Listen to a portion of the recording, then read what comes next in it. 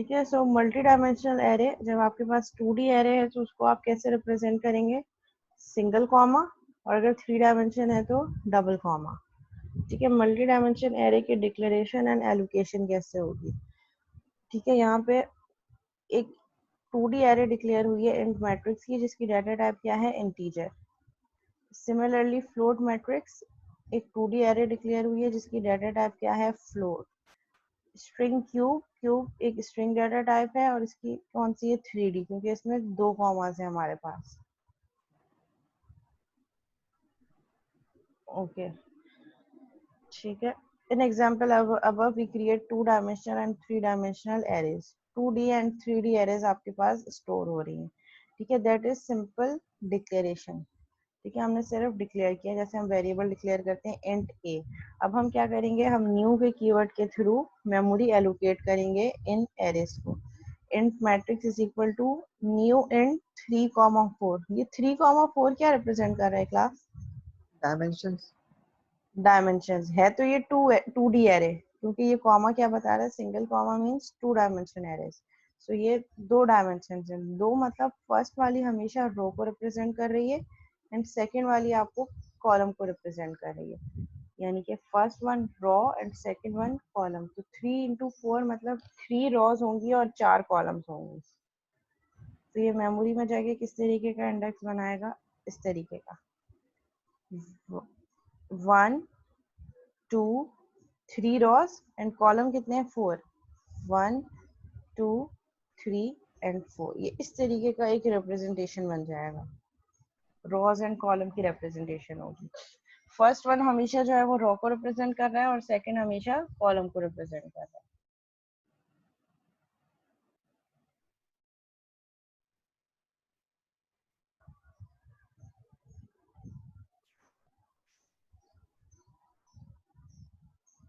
ठीक है, फर्स्ट ये हमेशा माइंड में रखिएगा कि फर्स्ट वन हमेशा नंबर ऑफ रोज को रिप्रेजेंट कर रहा है and second number of columns को। और अगर हमें टोटल लेंथ निकालनी है कि इस 2D एरे में कितने एलिमेंट्स स्टोर हो सकते हैं, तो वो कैसे निकलेगी? रॉज इनटू कॉलम, यानी कि 3 मल्टीप्लाई बाय 4 12। तो अगर हम काउंट करें तो हमारे पास टोटल कितने एलिमेंट्स हैं? 1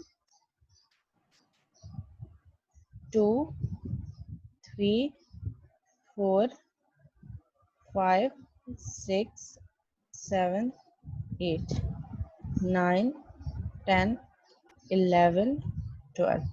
और अगर मैं इस वाले इंडेक्स की बात करूं 3, तो इसका मेरे पास क्या एड्रेस होगा कि ये रॉ मेरे पास कौन सी है? रॉ 0 एंड कॉलम 1 पे एग्जिस्ट कर रहा है। यानी कि ये एक सेल जो है, इसकी अब मुझे 2 डायमेंशन चाहिए इसको आइडेंटिफाई करने के लिए कि ये किस रॉ में है और किस कॉलम में है। सो रॉ कौन सी है? 0 एंड कॉलम कौन सा है? 1। अच्छा, अगेन जैसे हमने 1D एरे देखा था कि फर्स्ट एलिमेंट हमेशा 0 इंडेक्स से स्टार्ट होता है, इसी तरह 2D एरे में भी यही कॉन्सेप्ट है। तो जो आपके पास फर्स्ट इंडेक्स है, फर्स्ट एलिमेंट है, वो कौन से उस पर स्टार्ट होगा? 0 for raw and 0 for column respectively. अगर मैं कह रही हूँ कि 3 रॉज है, सो कहाँ से स्टार्ट होंगी रॉज? 0 से। 0 1 2। तो अगर हम इनको काउंट करें तो कितनी बन रही है? 1 2 एंड 3। सिमिलरली कॉलम 4 है, तो इसका भी इंडेक्स कहाँ से स्टार्ट होगा? 0 से। 0 1 2 एंड 3। और काउंट करें तो 1 2 3 4, 4 कॉलम है। इंडेक्स कहाँ से स्टार्ट हो रहा है? 0 से। ये जो फ्लोट मैट्रिक्स है, इसको अगर हम देखें तो न्यू फ्लोट 8,2, यानी कि इसमें 8 रॉज हैं एंड 2 कॉलम्स हैं। तो ये किस तरीके की रिप्रेजेंटेशन बनेगी अगर हम फ्लोट वाला देखें तो?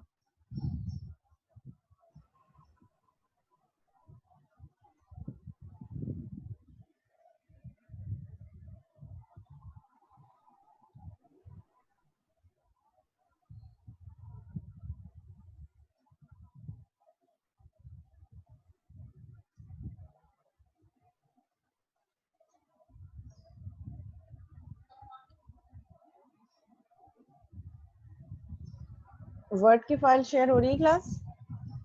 इसमें सॉरी। ओके, सो 8,2। सो 8,2 किस तरीके का स्ट्रक्चर बन जाएगा मेरे पास? 8 रॉज होंगी एंड 2 कॉलम। ये इस तरीके का एक स्ट्रक्चर बना देगा। ये सिर्फ डिक्लेरेशन होने पे बात मैं कर रही हूँ, अभी कोई वैल्यू वगैरह कुछ इनिशियलाइज नहीं हुई, ये सिर्फ क्या करेगा, मेमोरी एलोकेट कर देगा और उस मेमोरी का स्ट्रक्चर इस तरीके का होगा।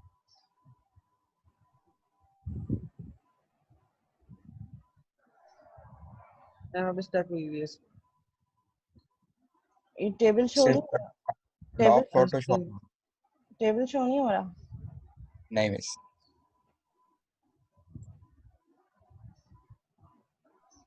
अब हो रहा है? यस इसमें सब मिस। हो गया। ठीक है, तो 8,2 मीन्स 8 रॉज एंड 2 कॉलम्स।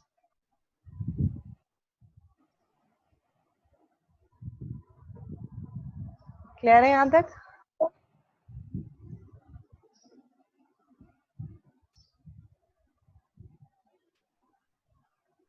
ठीक है, अब हम देखते हैं कि एरे की इनिशियलाइजेशन कैसे होगी। दोबारा जाते हैं, अपने न्यू स्क्रीन शेयर करते हैं। ये एडिटर भी हो रहा है क्लास अब?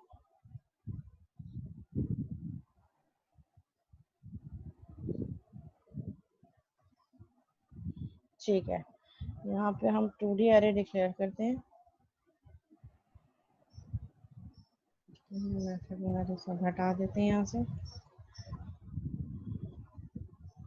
ठीक है, मेन में जाके हम, ठीक है, डिफरेंट वे हैं जिस तरह हम एरे को डिफरेंट वे में डिक्लेयर कर सकते हैं, इनिशियलाइज करवा सकते हैं, इसी तरह 2D एरेस को भी हम डिफरेंट वे में इनिशियलाइज करवा सकते हैं। तो फर्स्ट वाला मेथड देख लेते हैं, 2D एरे डिक्लेरेशन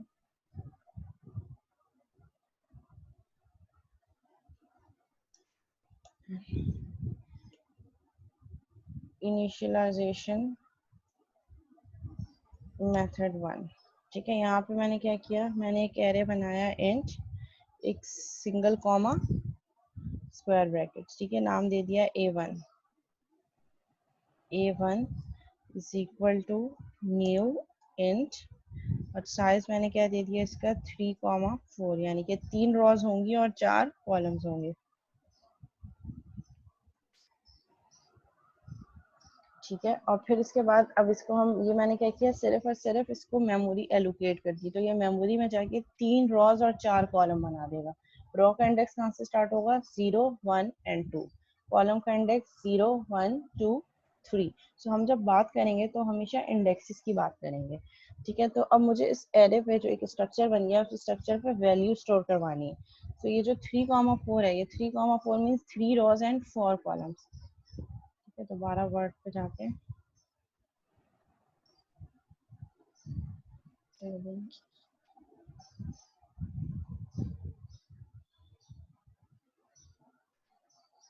ठीक है, ये 3 रॉज एंड 4 कॉलम्स कैसे काम करेगा, मैंने यहाँ पे डिक्लेयर किया int A1 is equal to new int 3,4। ठीक है, सो ये 3,4 कैसे वर्क करेगा, फॉरन जाके मेमोरी में जाएगा और 3 रॉज और 4 कॉलम बना देगा।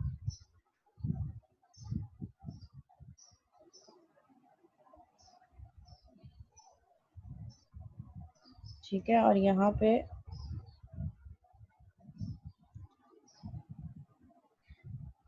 फर्स्ट वाली मेरे पास क्या होगी, हम इंडेक्सेस की बात कर रहे हैं, तो मेरे पास फर्स्ट वाली जो रॉ 1 है वो कौन से इंडेक्स पर होगी, रॉ इंडेक्स 0।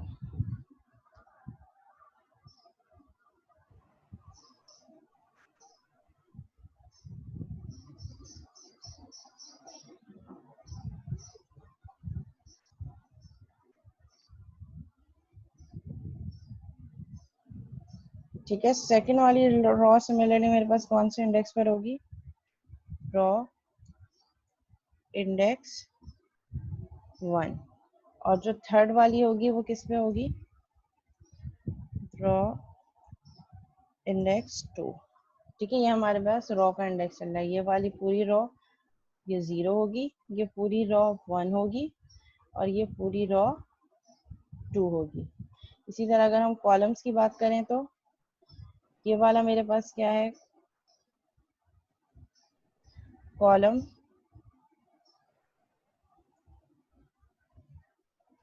कॉलम 0, इंडेक्स की बेसिस पे। सिमिलरली ये मेरे पास हो जाएगा कॉलम 1, ये हो जाएगा मेरे पास कॉलम 2 एंड सिमिलरली ये हो जाएगा मेरे पास कॉलम 3। ठीक है, तो काउंट करें तो 4 कॉलम्स और 3 रॉज हो गई। अब ये क्या, ये वाला जो इंडेक्स है इसका एड्रेस क्या होगा मेरे पास 0,0। फर्स्ट वन हमेशा रिप्रेजेंट कर रहा होता है आपके रॉ को। इट मीन्स कि 0 रॉ है और 0 ही कॉलम है। ठीक है, तो ये कहाँ एग्जिस्ट कर रहा है 0 रॉ एंड 0 कॉलम। नेक्स्ट पर आए तो इसका मेरे पास क्या इंडेक्स होगा 0,1, यानी कि रॉ तो 0 ही है बट अब ये कॉलम कौन सा हो गया 1। सिमिलरली यहाँ आए तो 0,2, यहाँ पे आए 0,3। ये सेल के इंडेक्सेस हैं, अभी इनमें वैल्यूज कुछ नहीं स्टोर हुई है, मैं आपको समझाने के लिए बता रही हूँ कि ये इस इंडेक्स, हर सेल इस इंडेक्स पर है। फिर नेक्स्ट आ गया 1,0, यानी कि रॉ 1 और कॉलम 0। यहाँ पे नेक्स्ट 1,1, रॉ भी 1 है कॉलम भी 1 है। ठीक है, टैब इसी तरह से मेरे पास आ गया 1,2 for 1 raw and second column, tab 1,3। Similarly last वाली है वो वुड बी 2,0, 2,1, 2,2 एंड 2,3। यहाँ तक किसी को कोई एतराज तो नहीं है, कोई सवाल?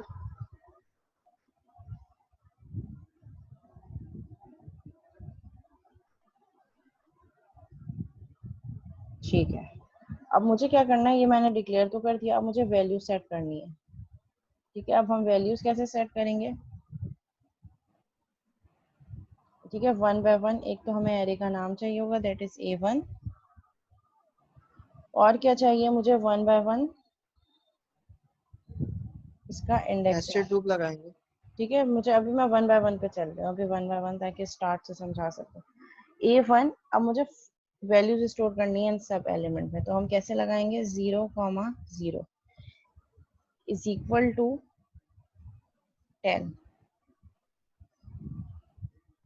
तो ये क्या करेगा, मेमोरी में जाएगा A1,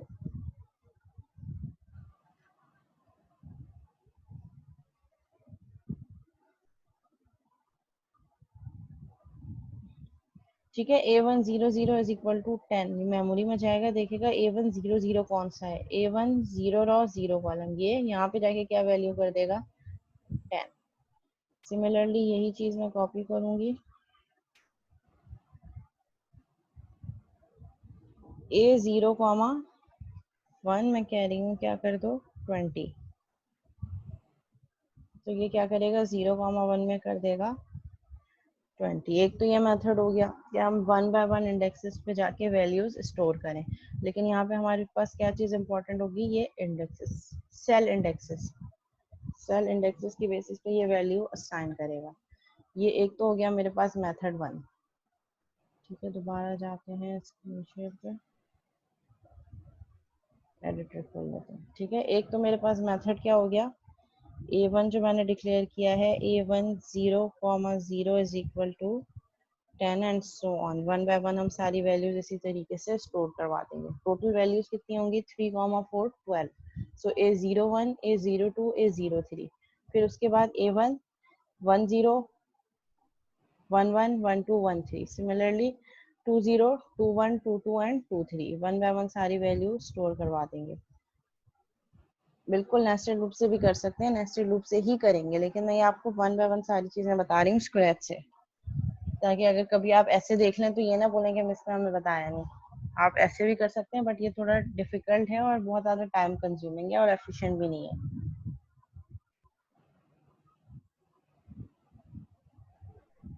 अच्छा जी,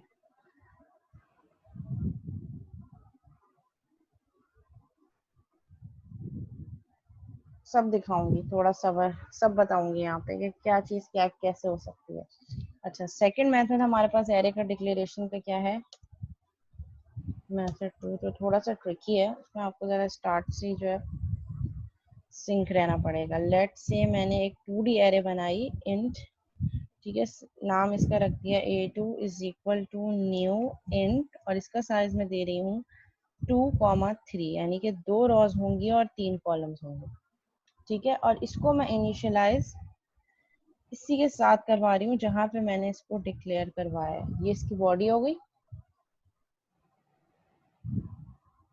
ठीक है, ये इस एरे की बॉडी हो गई है। जो एरे मैंने डिक्लेयर की इसको मैंने यहाँ सेमीकोलन के थ्रू क्लोज नहीं किया, यहाँ पे मैंने बॉडी ऑफ एरे डिक्लेयर की और एंड में सेमीकोलन। अब इस बॉडी के अंदर कितने मेरे पास हैं, 2 रॉस हैं। सो हर रॉ को आप कर्ली ब्रैकेट्स के अंदर रिप्रेजेंट करेंगे। ये रॉ 1 हो गई और 2 रॉस हैं, सो ये मेरे पास रॉ 2 हो गई, ठीक है। अब फर्दर लास्ट 2 रॉ हो गई तो कॉमे की जरूरत, और हर रॉ के अंदर, यानी कि ये एक ब्रैकेट एक रॉ रिप्रेजेंट कर रहा है और ये एक ब्रैकेट ये एक रॉ रिप्रेजेंट कर रहा है। तो अब यहाँ पे हमने कॉलम की एंट्री करनी है। कॉलम कितने हैं, 3। तो यहाँ पे हम डाल देते हैं वैल्यूज 2, 4, 6। सिमिलरली 8, 9, 3 लेफ्ट से। तो हम इस तरीके से भी इनिशियलाइजेशन करवा सकते हैं, ठीक है। यहाँ पे आपने जिस तरह एरे डिक्लेयर करते हैं डिक्लेयर किया, एरे का साइज दिया 2,3, यानी कि 2 रॉज और 3 कॉलम्स होंगे। सो यहाँ पे बॉडी ऑफ एन एरे, और इस बॉडी ऑफ एन एरे के अंदर मैंने क्या कहा, 2 रॉज हैं। सो ये वाली फर्स्ट रॉ, फिर कॉमा, फिर ये वाली सेकेंड रॉ। कॉलम्स कितने हैं, 3। हर रॉ के अंदर आप 3 कॉमा सेपरेटेड वैल्यूज दे देंगे। ये कॉलम 1 का, कॉलम 2 का एंड ये कॉलम 3 का। सिमिलरली ये रॉ 2 है, कॉलम 1, कॉलम 2, कॉलम 3। आप इस तरीके से भी इनिशियलाइजेशन करवा सकते हैं। अच्छा, अगर मैं इसको 3x3 कर दूं तो क्या चेंज आएगा, तो फिर यहाँ से मुझे एक रॉ और बढ़ानी पड़ेगी और कॉमा ऐड करना, कॉमा, और फिर यहाँ पे एक और रॉ आ गई। और इस रॉ में भी मुझे क्या 3 कॉलम्स की वैल्यू देनी पड़ेंगी। हम कर देते हैं 1, 5, 8 लेट्स से। अगर मैं कर दूं 3, 4 तो नंबर ऑफ रॉ सेम रहेंगी, हर रॉ में जाके एक एक कॉलम ऐड हो जाएगा। हर रॉ में जाके लास्ट में एक कॉलम ऐड हो जाएगा।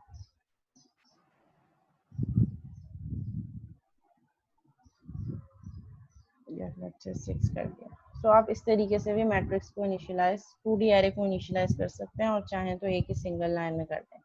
वो मैंने अलग से इसलिए बताया था आपको एक्सप्लेन करने के लिए। तो अगर आप सिंगल लाइन में भी इसको करेंगे तो भी ये वर्क करेगा, ठीक है। और यहाँ पे ये ब्रैकेट्स क्लोज हो गए, बट ये सिंटेक्स थोड़ा सा ट्रिकी इसलिए कॉम्प्लिकेटेड है। इसमें कोई एक चीज भी मिस हो गई, कोई कॉमा या ब्रैकेट, तो फिर आप यहाँ पे स्टक होने के चांसेस है।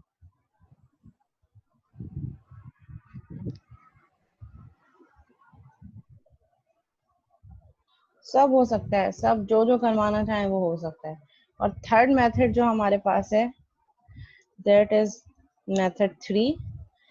मेथड 3 क्या है, int comma a3 is equal to, यहाँ पे आप न्यू का कीवर्ड यूज कर किए बगैर आप वैल्यूज दे दें, ठीक है। ये बॉडी आ गई, इस बॉडी के अंदर लेट से मैं कह रही हूँ कि मेरे पास 3 रॉज हैं और 2 कॉलम्स हैं। तो ये फर्स्ट रॉ आ गई, कॉमा ये सेकंड रॉ आ गई, कॉमा ये थर्ड रॉ आ गई, ठीक है। और कॉलम मैंने कितने गए थे, 2। सो हर रॉ में 2, 4, 2 कॉलम्स के अकॉर्डिंगली मैंने value they the, 6, 8 and last 9, 10।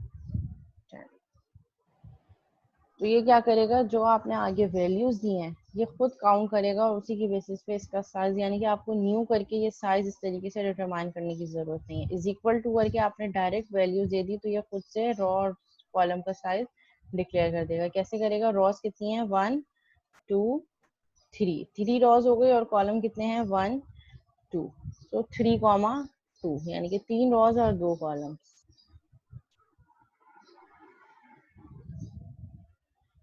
अच्छा, अब ये तो हो गया कि ये हमने, अच्छा यहाँ पे एक तरीका ये हो सकता है कि ये जो 1 बाय 1 मेथड 1 में जो हम 1 बाय 1 कर रहे हैं, 1 a1, फिर नेक्स्ट वैल्यू क्या होगी, 0, 1 इज इक्वल टू अब यहाँ पे हम यूजर से इनपुट भी ले सकते हैं, is equal to convert dot to int 32 console dot read line।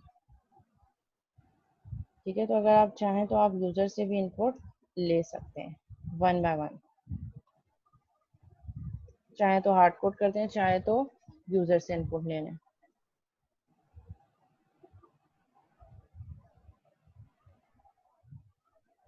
कौन सी फिक्स वैल्यू हो जाएंगी?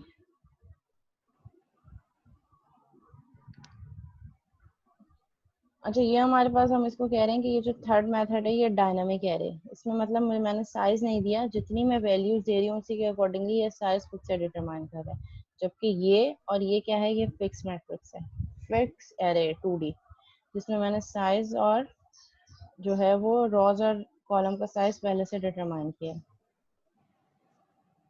फिक्स वैल्यू का क्या मतलब है Hannan? What do you mean by fix values?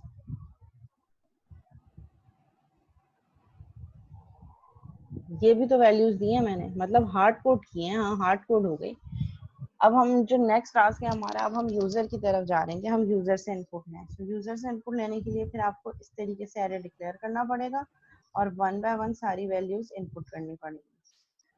ठीक है, लास्ट जो हमारे पास है वो ये है कि हम यूजर से इनपुट लें थ्रू नेस्टेड लूप्स, यानी कि फॉर लूप। जब हम 1D एरे पे काम कर रहे थे तो हमें एक लूप रिक्वायर्ड थी यूजर से इनपुट लेने के लिए। अब हम 2D एरे पे काम कर रहे हैं तो हमें दो लूप रिक्वायर्ड होंगी। एक लूप चाहिए होगी रो को रिप्रेजेंट करने के लिए, एक लूप चाहिए होगी कॉलम को रिप्रेजेंट करने के लिए। ठीक है, तो अब मैं ये सारे मेथड हटा रही हूँ, ये सिर्फ समझाने के लिए था। अब हम ये कह रहे हैं कि हमारे पास एक एरे है, ठीक है, A1, जिसको मैंने 3,4 किया है। ठीक है, ये मैंने क्या किया है, A1। अच्छा, किसी भी पर्टिकुलर पॉइंट पे आप एरे के किसी भी इंडेक्स पे जाके वैल्यू चेंज करना चाहें तो कर सकते हैं, अपडेट कर सकते हैं। ठीक है, यहाँ पे मैंने क्या किया, 3,4 की एक एरे बनाई और मैं इसमें इनपुट ले रही हूँ यूजर से फॉर। ठीक है, यहाँ पे भी नेस्टेड लूप वाला कॉन्सेप्ट यूज होगा। फॉर लूप वही 0 से चलेगी, फर्स्ट को हम R ले लेते हैं, यानी कि रो को रिप्रेजेंट कर रही है, R is equal to 0, semicolon R is less than 3, यानी कि 0 से चले और 2 तक चले, 0 1 2 3 काउंट हो गया इसीलिए लेस देन 3 लगाया, comma R plus plus. Similarly इसी में नेक्स्ट करूंगी मैं एक और loop, for int C is equal to 0, semicolon C is less than 4, क्योंकि कॉलम का मेरे पास, अच्छा अगेन यहाँ पे जो फर्स्ट साइज है वो रो का है और सेकंड कॉलम का है। इसी तरह जब हम लूप लगा रहे होते हैं, सो जो आउटर लूप है वो हमेशा रो को रिप्रेजेंट करेगी और इनर लूप हमेशा कॉलम को रिप्रेजेंट करेगी, ये चीज माइंड में रखिएगा, कॉमा C प्लस प्लस। ठीक है, ये मैंने दो नेस्टेड लूप लगा दी और यहाँ पे मैंने क्या किया, C इज इक्वल टू, अब मुझे इनपुट लेना है। सो इनपुट हम कैसे लेंगे, A1 R comma C is equal to convert dot to int 32 console dot read line।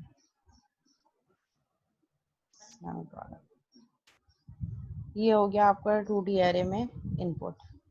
A1 of R comma C is equal to convert dot to int 32 console dot read line।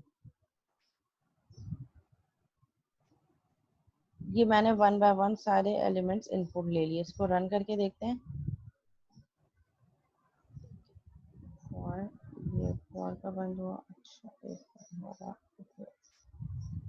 ठीक है, इसको run करते हैं। ये मुझसे क्या लेगा, 12 values देगा, 1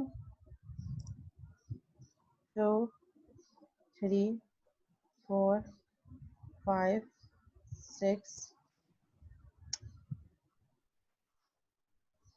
1 2 3 4 5 6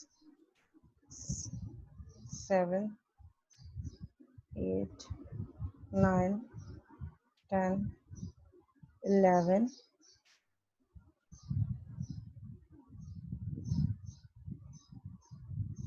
ठीक है, इसने मुझसे 12 इनपुट ले लिया है। अब 12 इनपुट लेने के बाद मैंने इसको कहीं प्रिंट तो करवाया नहीं है, तो प्रिंट करवाने के लिए अगेन यही 2 लूप्स लगेंगी फॉर की, और यहाँ पे कन्वर्ट डॉट टू इंट की जगह कंसोल डॉट राइट। अच्छा, यहाँ पे ये थोड़ा सा हमें देखना पड़ेगा कि मैंने कंसोल डॉट राइट क्यों यूज़ किया है। कंसोल डॉट राइट मैंने यहाँ पे इसलिए यूज़ किया है ताकि मैं R, C प्लस और यहाँ पे एक स्पेस, 2 स्पेसेस दे दी। अब मैंने क्या किया है, console dot right line use नहीं किया, कंसोल डॉट राइट यूज़ किया। अब होगा क्या, रॉ एक दफा चलेगी, यानी कि रॉ की वैल्यू 0 के लिए कॉलम 4 दफा चलेगा, 0 1 2 3 4। तो ये यानी कि रॉ 1 है, इसके लिए कॉलम 4 दफा चलेगा, ये 4 वैल्यूज के लिए। तो मुझे क्या चाहिए, मैट्रिक्स फॉर्म में ही चाहिए, टेबुलर फॉर्म में चाहिए। तो मैं ये कह रही हूँ कि हर दफा जो इनर लूप चले, हर दफा लाइन चेंज ना हो, वो सेम लाइन पे ही प्रिंट करे हर एलिमेंट, और हर एलिमेंट प्रिंट करने के बाद मुझे 2 वाइट स्पेसेस दे दे। और फिर जैसे ही आउटर वाला इनर वाली लूप कंप्लीट हो जाए, मतलब एक लाइन कंप्लीट हो जाए, एक रॉ कंप्लीट हो जाए, तो फिर इसके बाद बाहर जाके ये क्या करे, कंसोल डॉट राइट लाइन, फिर एक न्यू लाइन का ब्रेक दे, और जो नेक्स्ट रो है, यानी कि अब क्या होगा, रॉ में इंक्रीमेंट होगा, अब जो नेक्स्ट रो है वो नेक्स्ट लाइन पर आए। ठीक है, इसको रन करके देख लेते हैं। वैल्यूज इनपुट देते हैं, 1 2 3 4 5 6 7 8 9 10 11 12। कर दिया इसने मैट्रिक्स फॉर्म में प्रिंट, 1 2 3 4 5 6 7 8 9 10 11 12, यानी कि रॉज और कॉलम का। ये काम अगर मैं कंसोल डॉट राइट लाइन यहाँ पे डायरेक्ट लगा लेती और यहाँ पे ना लगाती, तो ये क्या करता, हर चीज एक सिंगल नेक्स्ट लाइन पे प्रिंट करता मुझे।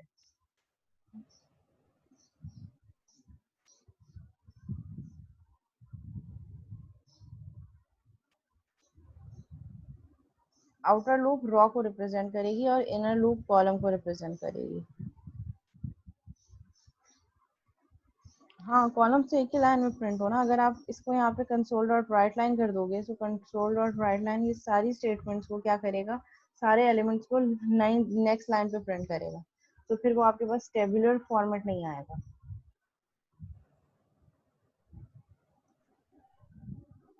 फर्स्ट लूप में कैसे प्रिंट होगा अवेश, फर्स्ट लूप में तो हम इनपुट ले रहे हैं ना, इनपुट लेने के साथ ही प्रिंट करवाओगे, तो जैसे वो इनपुट लेगा वैसे ही प्रिंट करेगा, फिर नेक्स्ट इनपुट लेगा फिर प्रिंट करेगा, तो ये टेबुलर फॉर्म तो आएगा नहीं आपके पास। सो टेबुलर फॉर्म लेने के लिए आपको 2 अलग लूप लेनी पड़ेंगी। फॉर ईच लूप से प्रिंट करवा सकते हैं? फॉर ईच से नहीं हो सकता।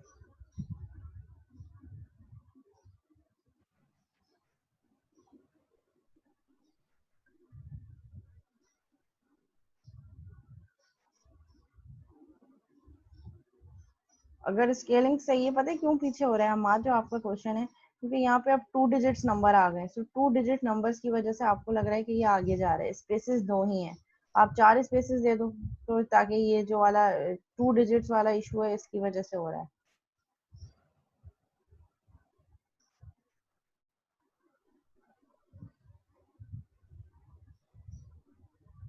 Horizontal line and vertical line, तो उसके लिए फिर आपको कंसोल डॉट राइट करना पड़ेगा। कंसोल डॉट राइट कर दो, वो एक ही लाइन में सारा प्रिंट कर देगा। और इसी तरह कंसोल डॉट राइट लाइन कर दूंगी तो वो नेक्स्ट लाइन पे प्रिंट करेगा।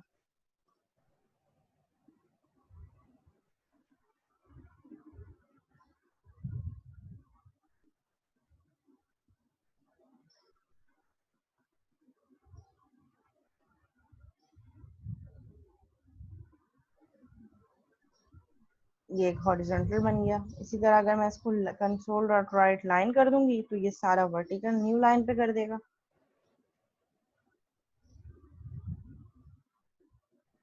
टेबल ही तो बनवाया था, टेबल ही तो बन गया था। मीटिंग एंड होने वाली है।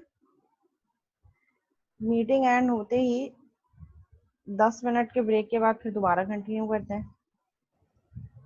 ठीक है, यहीं से कंटिन्यू करेंगे। इसको मैं फर्दर एलैबोरेट करके बताऊंगी कि ये लूप्स में हो क्या रहा है। 10 मिनट्स के ब्रेक के बाद वापस आ जाइएगा।